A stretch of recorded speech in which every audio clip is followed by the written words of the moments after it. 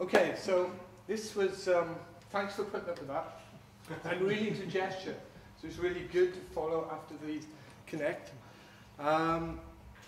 This is, the metaphor of the jigsaw, I think, is really interesting for me, because I think this is a very complex subject that your project is addressing. And I've been thinking about it and working in some hospitals and Centre for Together, Brain Injury and Severely Disabled Institutes for many years. Testing different things, testing gesture applications. And I'm not showing many videos this time. I'm showing sort of a thinking about it, I hope. So I got a company, it's called Soundscapes. That's me, no employees. It's much simpler. Cyber therapy. I'm not into words. You'll see lots of words. I'm not really into words. People say cyber therapy, virtual interactive space, virtual, augmented, mixed, augmented reality, blah, blah, blah. So I'm not really into words, so some of them mean the same. So, but this is quite nice. This is from somebody that Torben met. Might have seen this slide before. It's a reference of virtual reality, because people call games virtual reality as well. When we go out to conferences and what have you, people say virtual reality. Okay, so virtual reality integrates real-time computer processing, body tracking, and interface devices, sensory displays to immerse a participant in a computer-generated simulated environment.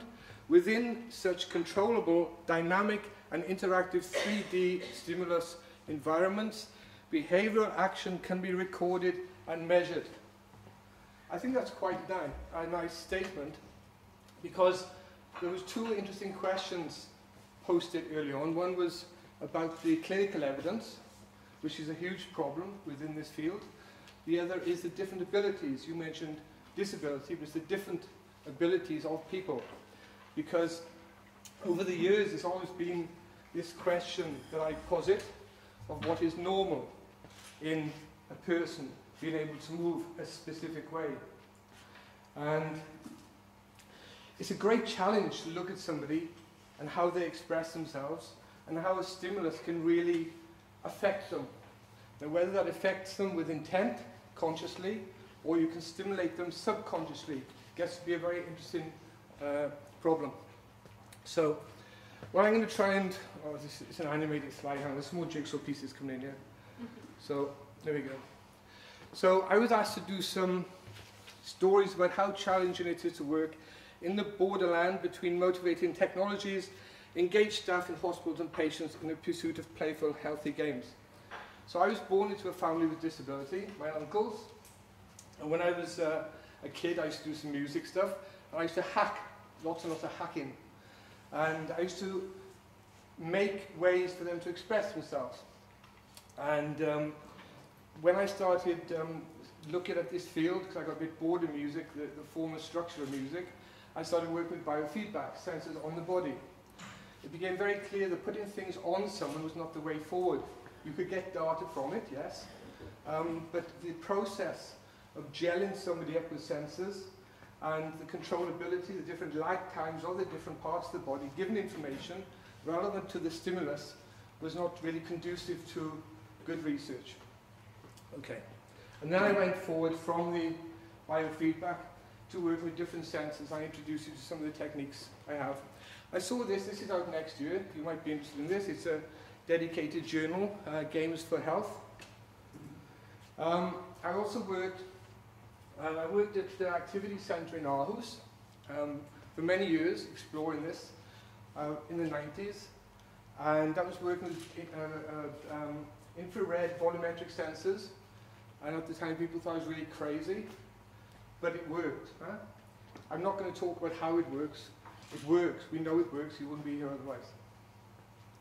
Then in '97 I did a presentation in Aarhus Hospital, and the physiotherapy lady Anderson, her name is Gita Anderson I think, put me in touch with Aalborg University to do a presentation for Year of the Brain. I did that, and then the director from the Centre for Together, Centre for the Brain Injury in Marseillesburg Hospital in Aarhus, asked me to work with her because I was putting gesture to control robotic lights gesture to control visuals, gesture to control sounds. Then she moved to Copenhagen and I worked there. So we had a funded project to work and it was sent to the together. One of the games, we started working with games, gesture control games, about 97, 98, working with Macromedia Flash. And it's very basic, plain flying. And then also worked with a dolphin, which was very interesting. I can show you afterwards if I got time.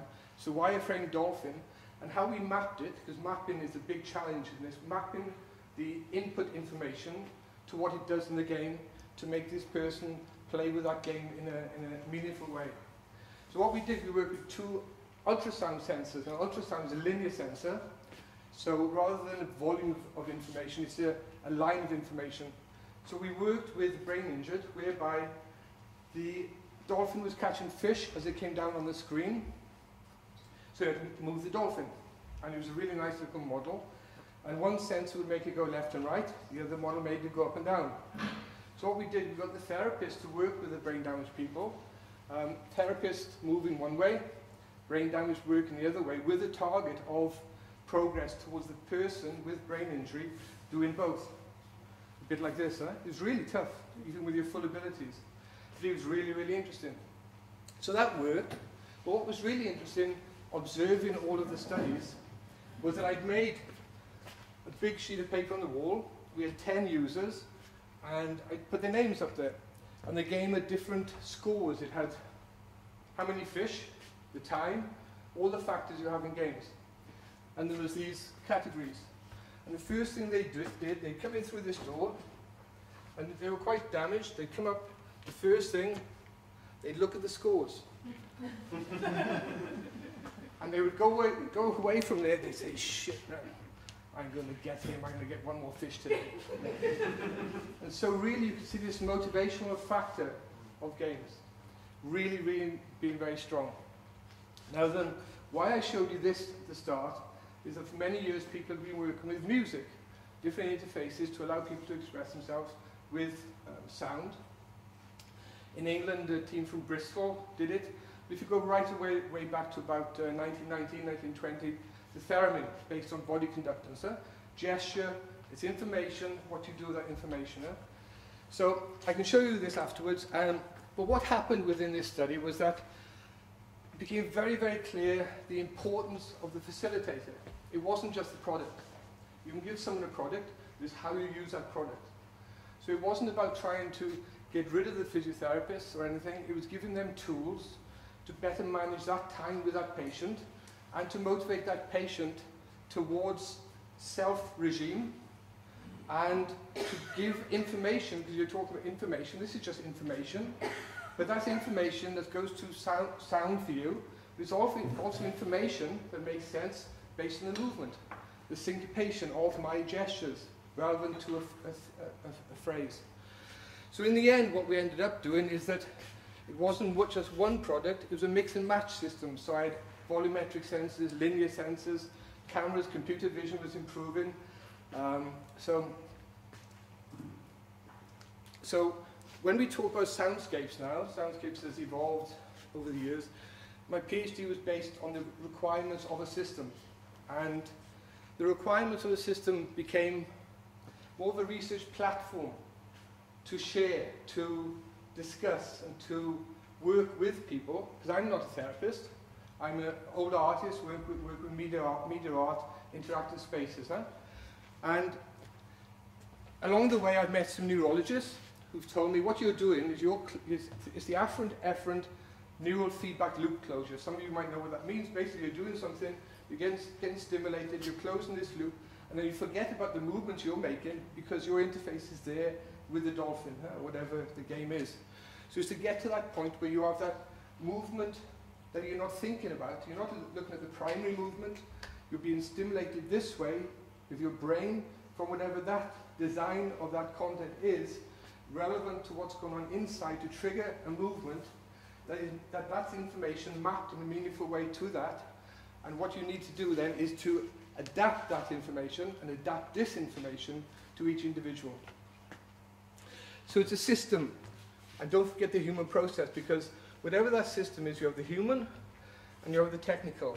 And the research is based upon looking at the whole and the part, because each part becomes a whole, and you subdivide it out to look at the information that's going on there, how you can refine that.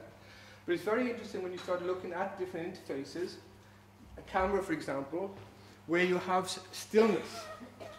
When I worked with the severely disabled, we would have a volume of information by the head here, because the head is usually the last remaining movement they would have. So by putting this information here, they could go into this space, they could make sounds or visuals, whatever stimulated them, but they could come out of that space. It wasn't an on button, it didn't have an off button. So by going in here and coming out, by me facilitating the sessions, making lots of mistakes, lots of wrong decisions, you could interpret what was going on with that person. They couldn't speak to me, but was this, I'm tired, I want to finish this session, okay, I just need to pause, I need to change the content, change the resolution of this space. So it becomes a very interesting design factor of how you create the active zones and the non-active zones. And if that is dynamic, how is it dynamic? Is it lines? Is it a zone? All these different factors. So this is quite relevant to the Connect side of things, because this is the Connect, but the limitations, if I can say this about the Connect, is it is 3D, but it's not 360 degrees. And you do have this problem with occlusion, because if my hand goes behind my back now, you can't see that because you're the camera. Look at my hand. But that's information, it's data that's telling you what's going on behind the back. And by looking at that information, you can see of some progress in perhaps movement behind the back. So this was a company called Organic Motion. I brought them to Odense a month ago, was it? Your guys came, I think? Yeah. So, and it's really, really quite nice. And people are now looking at this, rather than the markers, as was said, it's just no markers at all, but you're surrounded by cameras.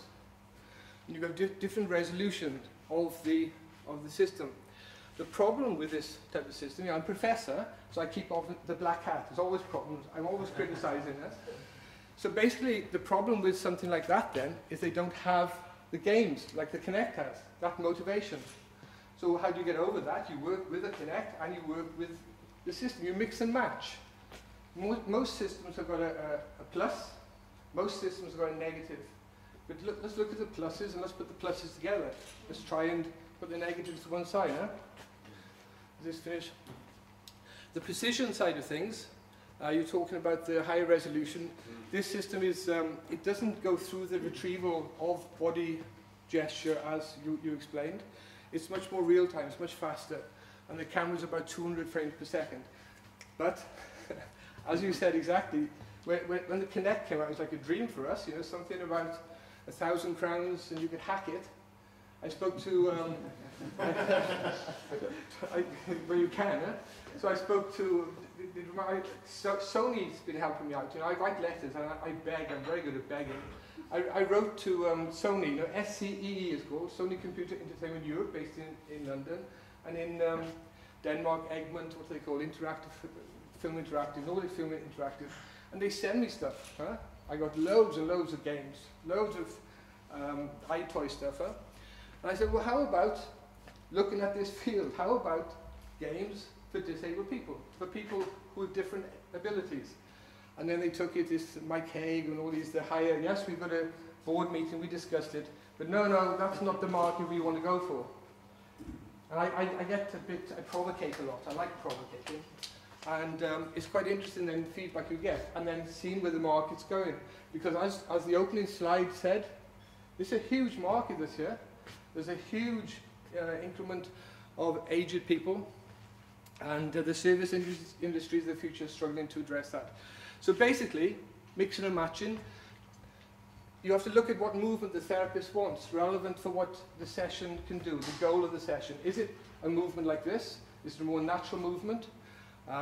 Is it a camera view you're looking at, like I showed you just now? And so what I used to do, I used to make different sensors. They weren't hacked, they were original. and then map them. Martin up in Aarhus used to help me. So I used to map it. It's just information, just MIDI information. It was mapping it to lights. And we showed it at the Olympics in '96 and 2000, whatever. So there's this again. That's lasers. And this is based on lasers. Although we can't hear it now. But this is based on lasers. And I never worked with lasers, and when this came out, I thought, this is quite interesting. But it's just event information, it isn't dynamic. So again, that's the negative side of it. So if you know the limitations, then you can work with the limitations. But this is quite nice because as well as playing music, you can map this to games. But the games are terrible. So my students now will get this and I will go and make some games to it. Okay, so some of the products that I quite like is the old product, which you probably know about. Gesture Tech have got the patent on a lot of the camera-based stuff. Solely for the iToy, I had to pay them a patent. But if you go to their website, there's lots of people who've been using this and comparing the old Mandela system against some of the more modern stuff like now you connect with the iToy, because you've got something to measure against to look at it. So if you are interested in this, go there. There's loads of research papers. Beams, this is what you have here. Lots of people are talking Christmas gifts. My company sells them in Denmark. NeuroSky, my company's also selling this in Denmark. And this is the NeuroSky. This is quite nice. Most EEG systems are wet, you have gels on you, they're uncomfortable. And so this is something that's just out in Germany being distributed, so you can have a look at that afterwards if you want. I like talking a lot as well, sorry. But my students, they make stuff about this. Basically, this is the old, like the old gesture tech system, color tracking. Red glove, doing something, you know, it's... But I really think that by preparing someone for a session, it's, and especially the situation, if you're in a hospital, if you're in a clinic, there's a mindset that's involved. And it's so hard to really, really research somebody playing, I think, in a clinic situation. Or if you're telling someone this is going to be therapy.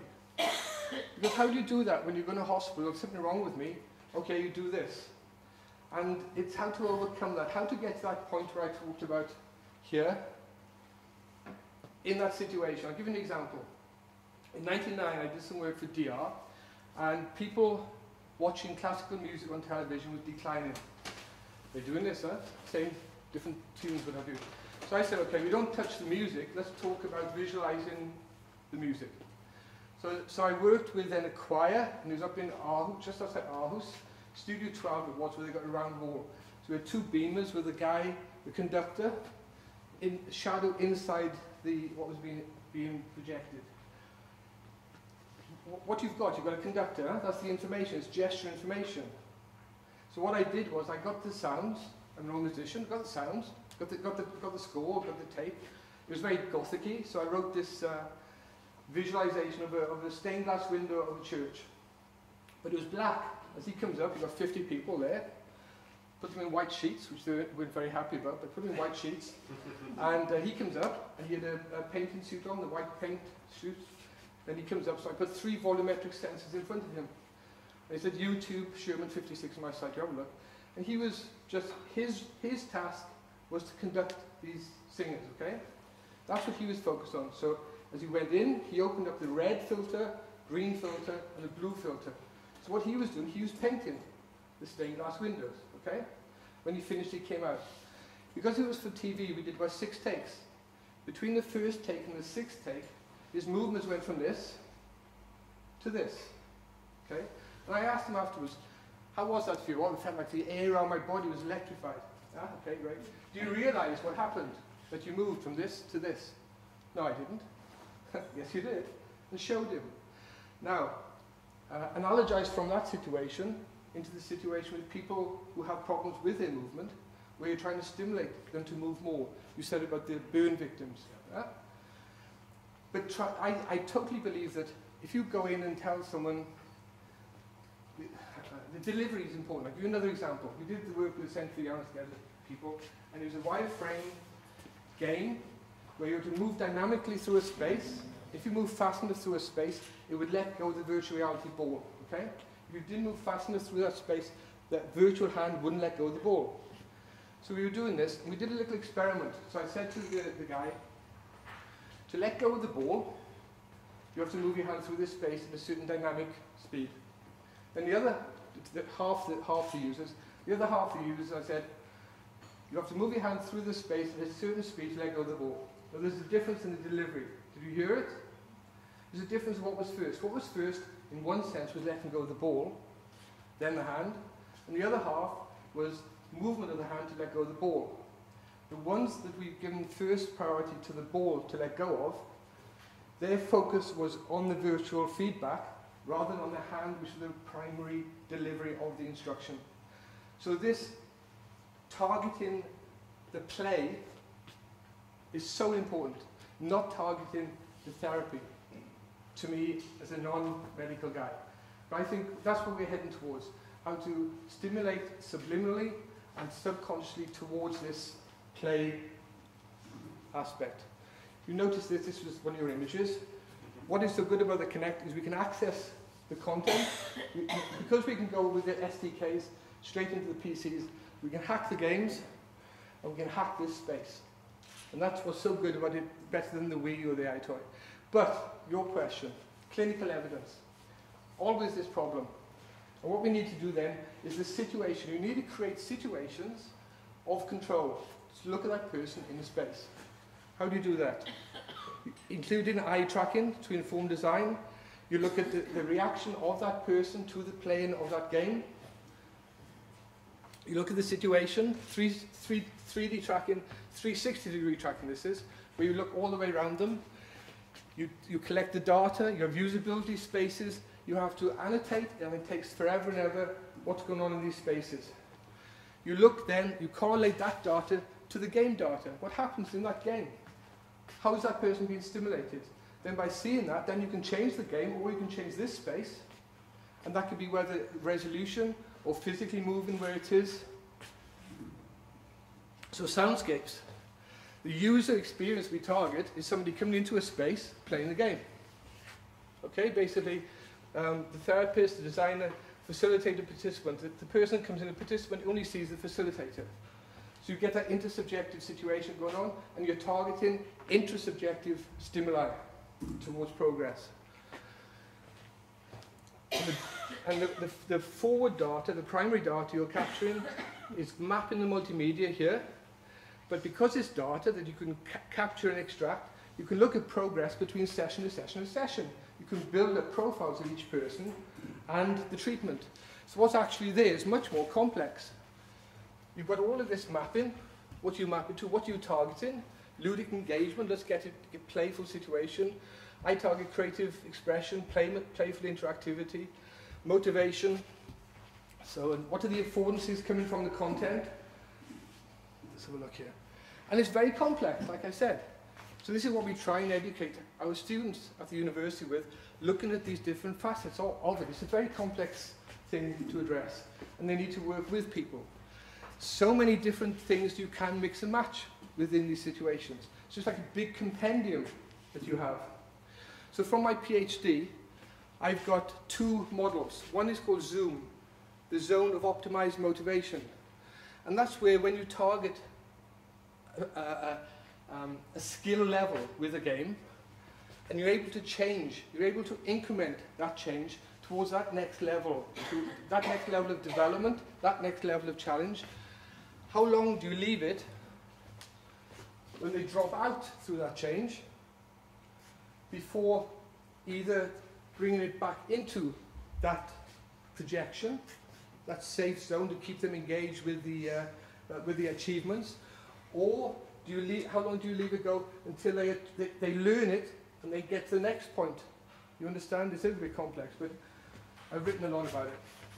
So there's flow involved, if you know Csikszentmihalyi, Vygotsky's ZPD, we call it aesthetic resonance.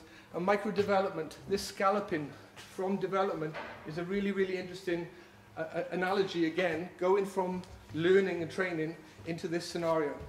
So this thing of looking at different fields, not just the healthcare, not just games, but mixing and matching from that side as well. The other model is looking at how do you, how long? 2 minutes, wow. How do you evaluate this? And I can't do that in 2 minutes, but basically you keep looking at prior sessions. You keep learning from sessions with a different user, using perhaps the Connect, perhaps the Wii, whatever. So this is the lab we have at the moment. We're working with a system called Noldus. It's the validated behavioral analysis system. We have multiple cameras that we look at in the space, and we have a large screen to immerse the person into the experience that we're targeting.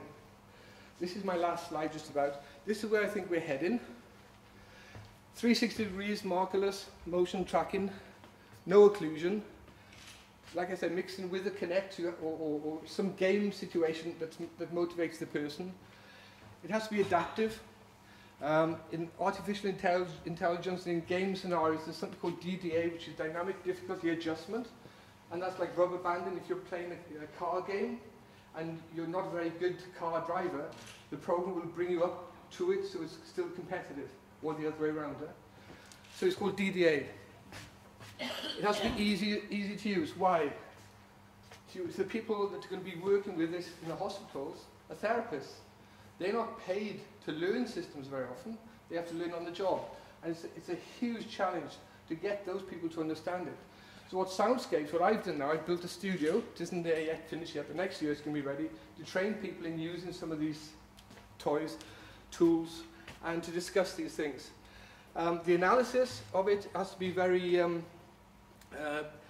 strategically and systematically addressed, looking at inaction, the intervention, and looking at the on-action, the evaluation, and the funding and infrastructure for the consultancy and staff. F and NF stands for formal and non-formal, because within learning, there is formal learning in situations like university, like colleges, but there's also non-formal.